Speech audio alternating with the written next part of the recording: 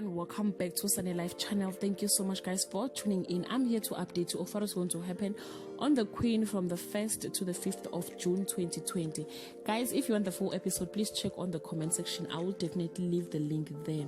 On Monday, Kagiso feels the pressure as Harriet does whatever it takes to protect her grandchild.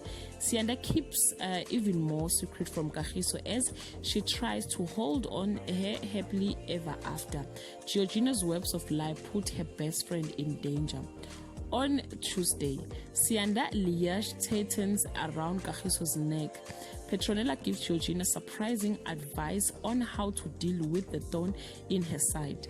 On Wednesday, Sianda thinks of a plan to get rid of goodness permanently. Georgina finds herself being slowly charmed by the least likely person. On Thursday, Schumacher worries when the causes reaches and status start to go to Sianda's head. Georgina's double life creates chaos at work. On Friday, Sianda contemplates crossing the ultimate line in order to hold on Kagiso. Georgina's heart betrays her, leading her to unfamiliar territory.